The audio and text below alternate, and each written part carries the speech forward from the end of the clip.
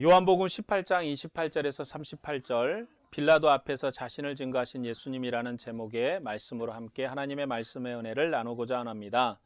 지난주에는 예수님께서 안나스에게 신문당하는 장면을 말씀드렸습니다. 예수님께서는 안나스에게 자신이 숨기지 않고 공개적으로 말했다고 대답하셨습니다. 주님께서는 유대인들에게 자신이 하나님의 아들이며 이 땅의 빛으로 생명의 떡으로 오셨다고 증거하셨습니다. 결국 예수님께서는 대제사장에게 재판을 받고 유월절 양으로 지목받아 죽으셨다고 요한복음은 증거합니다.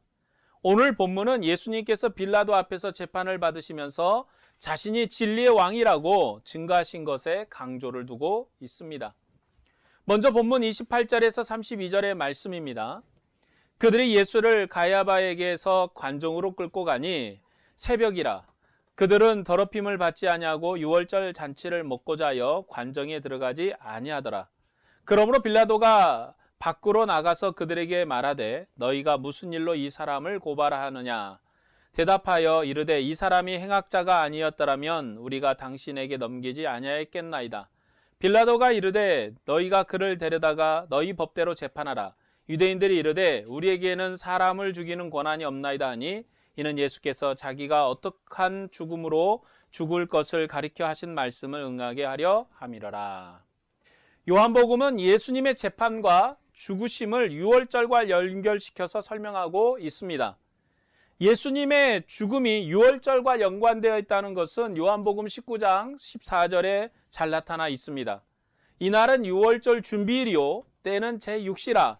빌라도가 유대인들에게 이르되 보라 너희 왕이로다 라는 이 말씀을 합니다. 이 장면은 빌라도가 예수님에 대해서 확정 판결을 할 때와 시간을 기록해 두고 있습니다. 예수님께서 판결을 받을 때가 유월절 준비일이라고 기록합니다. 그리고 시간은 제6시라고 기록하는데 이 시간은 우리나라 시간으로 하면은 12시 정오쯤 됩니다. 광명한 태양빛이 가득한 시간입니다. 이 시간은 광명한 빛 아래서 참빛인 예수님을 어둠이 정죄한 것이라는 뉘앙스를 담고 있습니다. 예수님은 세상을 비추는 참빛입니다. 세상이 주님을 광명한 빛이 가득한 시간에 정죄했다고 고발합니다. 요한복음에서 예수님과 유월절이 연관됐던 기록은 몇 군데 더 있습니다. 요한복음 1장 29절에 세례 요한이 보라 세상 죄를 지고 하는 하나님의 어린 양이로다라고 증거합니다. 그리고 세례 요한은 자기 제자 중 둘을 어린 양을 따르게 했습니다. 이처럼 요한복음은 예수님께서 유월절 양으로 죽으셨다는데 강조를 합니다. 예수님께서 재판을 받을 때가 유월절이 가까웠기 때문에 백성들은 자기를 더럽히지 않으려고 관정 밖에 서 있고 빌라도가 밖으로 나와서 백성을 만났습니다. 이스라엘 백성들은 더럽힘을 받으면 유월절 잔치에 참여할 수가 없었습니다. 그래서 빌라도의 관정에 들어가기를 원치 않았습니다. 빌라도는 이방인으로 더러운 자였기 때문에 그와 접촉하는 것을 그들은 꺼려했던 것입니다. 그들은 스스로 더럽히지 않고 거룩한 잔치에 참여하기 위해서 행악자라고 정죄된 예수님을 이방인의 손에 넘겨서 이방인의 손을 빌려 죽이려고 했습니다. 31절을 보면 빌라도가 이르되 너희가 그를 데려다가 너희 법대로 재판하라. 유대인들이 이르되 우리에게는 사람을 죽이는 권한이 없나이다 라고 기록합니다. 예수님 당시에 예수님께서는 로마 실정법을 어긴 적이 없습니다. 그래서 유대인들은 더러운 악을 강조해서 예수님을 고발했습니다. 그러나 빌라도는 로마법을 어긴 사람에 대한 재판관이었습니다. 그는 유대인들에게 종교 자유를 주었고 그에 따라 종교 재판을 스스로 할 수 있도록 맡겼습니다. 유대인들에게 어느 정도의 자치를 할 수 있는 자치 권한을 주었던 것입니다. 때문에 빌라도는 율법을 어긴 문제인이 너희들이 데리고 가서 재판하라고 이 재판을 거절했습니다. 그러나 유대인들이 이 사람은 율법대로 하면 죽여야 되는데 우리는 사람을 죽일 권한이 없으니 당신이 죽여달라고 요구합니다. 이 장면에 대해 요한복음은 이는 예수께서 자기가 어떠한 죽음으로 죽을 것을 가리켜 하신 말씀을 응하게 하려 함이라고 증거합니다. 요한복음 14장 30절에서 31절에서 보면 예수님은 자기 죽음을 미리 말씀하셨습니다. 이후에 내가 너희와 말을 많이 하지 아니하리니 이 세상 임금이 오겠음이라. 그러나 그는 내게 관계할 것이 없으니 오직 내가 아버지를 사랑하는 것과 아버지께서 명하신 대로 행하는 것을 세상이 알게 하려 함이로라. 일어나라 여기를 떠나자 하시니라. 유대인들이 예수님을 이방 왕의 손에 넘겼습니다. 유대인들은 사형 집행권이 없었기 때문에 사형 집행권을 가진 로마 총독에게 예수님을 넘긴 것입니다. 하지만 예수님께서는 스스로 어떠한 죽음을 죽을지 미리 아셨고 그 말씀대로 이루어졌다고 요한복음은 확실하게 증거합니다. 예수님께서는 힘이 없어서 죽는 것이 아니라 아버지의 뜻을 이루기 위해서 잡히셨고 죽으셨다는 것입니다. 유대인들은 사람을 죽일 권한이 없었습니다. 당시 사람을 죽일 권한은 로마 황제에게 있었고 총독이 이 권한을 사용했습니다. 이제 예수님께서는 아버지께로 가실 것입니다. 그는 죽음을 통해서 아버지께로 가실 것입니다. 그가 죽음을 통해서 아버지께로 가시는데 유대인들은 사람을 죽일 권한이 없기 때문에 세상 임금의 손에 넘겨져서 죽으셨습니다. 유대인은 생사권을 가지고 있는 세상 임금을 통해서 예수님을 죽였습니다. 요한복음의 언어는 이중 언어의 구조를 가지고 있습니다. 여기 세상 임금은 문자적으로 분명히 빌라도가 맞습니다. 그러나 이중적인 의미로 유다 속에 들어갔던 사탄, 공중의 권세 잡는 자가 세상 임금입니다. 예수님을 판 것은 유다가 맞지만 그 이면에는 사탄이 있었다고 요한복음은 이중적 언어의 개념으로 설명합니다. 예수님께서는 아버지의 뜻을 따라 행하신 것처럼 빌라도도 자신의 배후에 있는 이 세상 임금의 뜻을 따라서 세상 임금의 권세를 행했습니다. 유대인들은 생명을 죽일 권한이 없었기 때문에 이 세상 임금의 손을 빌려서 예수님을 죽였습니다. 예수님께서는 이미 이 세상 임금이 오겠다고 말씀하셨습니다. 그러나 세상 임금이 예수님을 죽인 것 같지만 주님께서는 아버지의 뜻을 따라서 죽으신 것입니다. 주님께서는 이런 사실을 제자들에게 미리 말씀하셨습니다. 본문 33절에서 34절의 말씀을 보겠습니다. 이에 빌라도가 다시 관정에 들어가 예수를 불러 이르되 내가 유대인의 왕이냐? 예수께서 대답하시되 이는 내가 스스로 하는 말이냐? 다른 사람들이 나에게 대하여 내게 한 말이냐? 유대인들의 요청을 받아들인 빌라도가 재판을 시작하는 장면입니다. 빌라도는 첫 질문으로 내가 유대인의 왕이냐 물었습니다. 다른 복음서에서는 내가 왕이냐 하는 질문으로 왕대심을 강조하지 않습니다. 그러나 요한복음은 왕에 대한 신문을 강조합니다. 지금 예수님께서 왕으로서 심판받으시고 재판을 받으셔서 죽으신다는 것을 강조하는 것이 요한복음의 특징입니다. 누가복음은 예수님께서 밀란의 주동자로 고발당했다고 말합니다. 유대인들이 고발하길 이 사람이 가이사에게 세금을 바치지 말라고 했다고 정치적인 의도를 가지고 고발을 했습니다. 그리고 예수님께서 재판을 받을 때도 헤롯과 빌라도에게 재판을 받았습니다. 이 빌라도와 헤롯은 서로 원수였지만 예수님을 재판할 때는 친구가 되었습니다. 온 세상 권세자들이 연합해서 예수님을 죽이려고 했다는 것이 누가복음의 강조점입니다. 그래서 누가복음에서는 예수님을 밀란의 주동자로 고발했다고 말합니다. 그러나 요한복음은 내가 유대인의 왕이냐 질문합니다. 이에 대해서 예수님께서 다시 반문하십니다. 이는 내가 스스로 하는 말이냐? 다른 사람이 나에 대하여 내게 한 말이냐? 35절에 빌라도가 대답하되 내가 유대인의 왕이냐? 내 나라 사람과 대제사장들이 너를 내게 넘겼으니 내가 무엇을 하였느냐? 빌라도에게 있어서요, 예수가 왕이든지 아니든지 상관이 없습니다. 무슨 상관이 있겠습니까? 빌라도는 아무 상관이 없죠. 여기서 강조되는 것은 대제사장들이 하나님의 나라 백성들이 세상 임금에게 예수님을 유대인의 왕으로 넘겼다는 것입니다.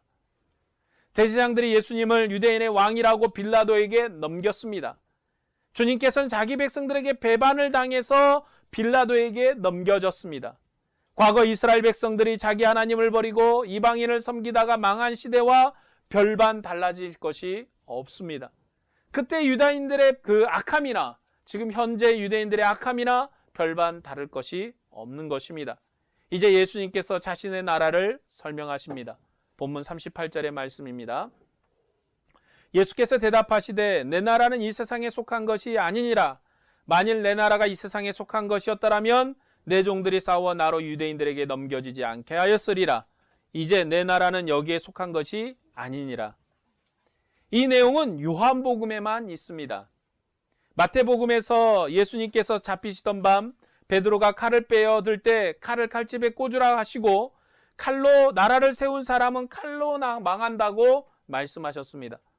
이는 예수님께서 세우신 나라는 칼의 권세로 세워진 나라가 아니기 때문입니다. 마태복음에서 주님이 세우신 나라는 구약 대신의 산하에서 말씀으로 세우신 나라처럼 모든 백성을 가르쳐 지키게 하라는 말씀으로 세워진 나라입니다. 하나님의 명령으로 세워진 나라입니다. 이것이 마태복음의 하나님의 나라입니다. 요한복음에서는 예수님께서 얼마나 권세 있는 왕이신가를 증거합니다. 때문에 주님의 나라는 세상에 속한 나라가 아닙니다. 세상 임금이 예수님을 재판하고 있지만 주님은 세상 임금의 판단을 받으신 분이 아니십니다. 그래서 예수님께서 자기 왕국은 세상에 속하지 않는 권세 있는 진리의 왕국이라고 설명하십니다. 예수님의 왕국은 세상에 속한 왕국이 아닙니다. 이 주님의 나라는 진리의 왕국입니다. 그렇기 때문에 여전히 지금도 세상 사람들이 이 진리의 왕국을 깨닫지 못하는 것입니다. 우리 주변에서 예수 그리스도를 이해하지 못하고 하나님의 교회를 이해하지 못하는 것에 대해서 우리가 의아해하거나 궁금해할 필요가 없는 것은 주님의 나라는 본래부터 하늘에 속한 나라요 진리에 속한 나라이지 세상에 속한 나라가 아니었습니다. 주님께서는 분명히 우리에게 말씀하시기를 내 나라는 이 세상에 속한 것이 아니라 진리에 속했다고 말씀합니다. 이 예수님의 답변을 들은 빌라도가 다시 신문합니다. 본문 37절에서 38절의 말씀입니다. 빌라도가 이르되 그러면 내가 왕이 아니냐? 예수께서 대답하시되 내 말과 같이 내가 왕이니라.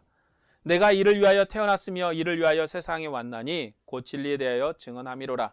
무릇 진리에 속한 자는 내 음성을 듣느니라 하신대 빌라도가 이르되 진리가 무엇이냐 하더라. 이 말을 하고 다시 유대인들에게 나가서 이르되 나는 그에게서 아무 죄도 찾지 못하였노라. 예수님께서는 자신이 왕이라고 말씀하십니다. 그는 왕을 하기 위해서 태어났고 왕을 하기 위해서 세상에 왔다고 증거합니다. 그리고 내 왕국은 진리에 속한 왕국이라고 진리에 속한 자들은 내 음성을 듣는다고 말씀하셨습니다. 이 말에 대해서 빌라도가 진리가 무엇이냐 반문합니다. 빌라도는 진리가 무엇인지 모릅니다.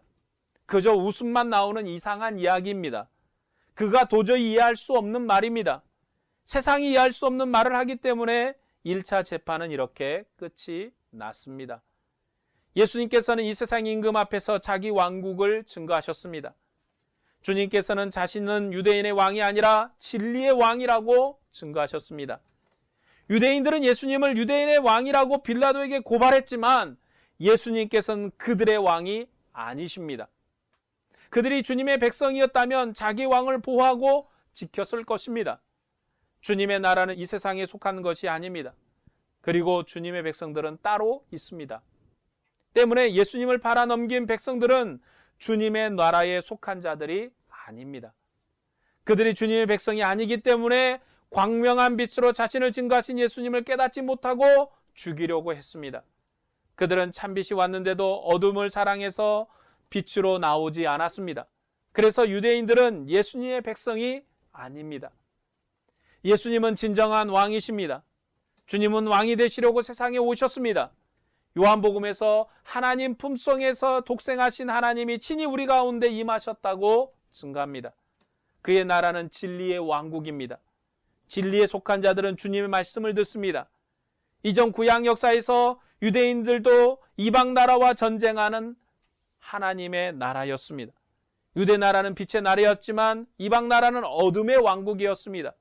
그러나 참빛이신 하나님의 아들이 이 세상에 오셨기 때문에 율법의 빛이 아니라 이 아들의 빛을 따라 사는 것이 진리입니다. 하지만 하나님의 아들이 이 세상에 오셨는데도 유대인들은 하나님의 아들을 팔았습니다. 그들은 진리의 말씀을 듣지 않았습니다. 때문에 그들은 진리의 왕국 백성이 아닙니다. 진리가 무엇입니까? 요한복음에서 진리는 가짜냐 진짜냐의 문제가 아닙니다. 요한복음은 하늘에 속했느냐 땅에 속했느냐의 진리의 관점을 두고 있습니다. 요한복음은 이중 언어를 사용한다고 말씀드렸습니다. 그래서 요한복음은 하늘과 땅을 종교적 이원론으로 대비시킵니다. 하늘은 참빛이고 땅은 참빛이 아닙니다. 하늘에는 참 장막이 있고 땅에는 주님께서 3일 만에 무너뜨릴 그런 장막이 있는 것입니다. 과거 유대인들은 율법의 말씀을 들었습니다. 그리고 율법 아래서 하나님의 나라 노릇했습니다. 하지만 그것은 잠시 비치는 빛이지 참빛은 아니었습니다. 그래서 율법 아래 있는 것은 진리가 아닙니다. 그리고 율법 아래에서 참빛을 사모하는 백성들은 선지자의 말씀을 듣고 참빛으로 나오는 것입니다. 주님께서도 너희가 모세를 믿었으면 나를 믿었을 것이라고 말씀하셨습니다. 하지만 예수님을 판 백성들은 사단의 백성들입니다. 그래서 주님께 나오지 않았다고 요한복음은 정죄하고 있습니다. 빌라도가 진리가 무엇이냐고 물었습니다. 왜냐하면 이 세상은 어두운 가운데 있기 때문에 진리가 무엇인지 모릅니다. 오직 세상에 보이는 것은 로마 권세입니다. 그들은 로마 권세 아래 있기 때문에 그 권세 아래 있는 사람들은 로마 황제를 신의 아들이라고 경배함으로 생존권을 보장받을 수 있었습니다. 그들은 땅에 보이는 것만 알고 하늘의 것은 전혀 몰랐습니다. 그렇기 때문에 주님께서 나의 나라는 이 세상에 속하지 않았다고 했을 때 그 의미를 알지 못했던 것입니다. 주님께서는 진리를 깨닫고 알게 하기 위해서 세상에 오셨습니다. 그리고 그 진리를 분명히 보이셨습니다. 하지만 지금까지도 유대인이나 헬라인에게도 십자가는 거치는 것입니다. 여전히 세상에 십자가는 거치는 것입니다. 그들에게 십자가는 아픔이고 고통이고 따를 수 없는 것입니다. 여전히 세상은 이 진리로 나오지 않습니다. 이 진리의 나라를 무시합니다. 하지만 주님께서는 진리로 영원한 왕국을 완성시키실 때 그들은 다시 진리가 무엇이냐 질문하지 못할 것입니다. 그들은 웃지 못할 것입니다. 그들은 영원한 심판을 받게 될 것입니다. 이제 진리에 속한 자들은 진리의 음성을 듣습니다. 그들은 하늘에 속한 자요 아버지께 속한 자들입니다. 그리고 그들은 진리를 위해서 싸우는 신령한 하늘 군병들입니다. 오늘 말씀을 정리하고 적용하고자 합니다. 주님께서는 힘이 없어서 죽으신 것이 아닙니다. 그는 아버지의 뜻을 따라 사셨고 아버지의 뜻을 따라 죽으시고 부활하셔서 이 세상 임금을 이기셨습니다. 이 세상 임금은 진리의 왕을 죽이고 승리한 줄 알았지만 진리의 왕은 죽음을 통해서 세상 임금을 이기셨습니다. 그리고 죽음의 권세에 두려워 떠는 제자들을 인도하셔서 영원한 생명을 얻게 하셨습니다. 그는 우리의 영원한 목자장이십니다. 오늘 교회는 이 진리의 왕의 음성을 듣습니다. 그리고 진리의 임금을 위해서 싸우는 군병입니다. 주님께서 이 세상을 이기셨기 때문에 우리도 이 세상을 이깁니다. 어떤 어둠의 세력에도 주님의 손에서 주님의 양들을 빼앗을 수 없습니다. 때문에 교회는 이 세상을 이긴 자들입니다. 그리고 이 세상에 속하지 않았습니다. 세상은 여전히 어둠이기 때문에 예수님께서 죽으시고 부활하셔서 세상의 구주가 되셨다는 이 비밀을 알지 못합니다. 예수님의 증거가 미약해서 이 세상이 구원자 되신 주님을 모르는 것이 아닙니다. 태양이 대지를 비칠 때 선한 자나 악한 자에게 햇빛이 고루 비추는 것처럼 주님께서 분명히 세상에 자신을 비추셨습니다. 그런데도 유대인과 이방인들은 진리의 왕을 여전히 알지 못했습니다. 왜냐하면 그들은 이 세상 임금, 어둠의 권세 아래 있었기 때문입니다. 세상은 가룟 유다의 배후에 있는 사단의 권세 아래 있습니다. 그래서 유대인들이 하나님의 아들을 죽인 것입니다. 지금도 이 세상은 마찬가지입니다. 주님께서 죽음을 이기고 부활하셔서 하늘에 오르셨고 사단은 공중에서 쫓겨났습니다. 그리고 주님의 교회가 땅끝까지 주의 복음을 증거하고 있습니다. 그런데도 세상은 이 생명의 빛에 대해서 눈 하나 깜짝하지 않습니다. 세상은 그에 속한 백성들에게 먹고 사는 것에 시선을 두게 합니다. 그들의 생명이 먹고 사는 데 있다는 데 관심 두게 합니다. 그래서 여전히 하나님을 바라볼 수 없는 시야를 우리 가운데 주고 있습니다. 지금도 여전히 배교의 시대가 계속되고 있습니다. 유대인들이 진리의 왕을 판 것처럼 광명한 빛 가운데 있는 교회까지도 배교할 수 있다는 사실을 우리들은 주의해야 합니다. 대적 마귀가 우는 사자같이 두루다니며 삼킬 자를 찾고 있습니다. 사탄이 광명한 천사처럼 우리 안에서 역사할 수 있습니다.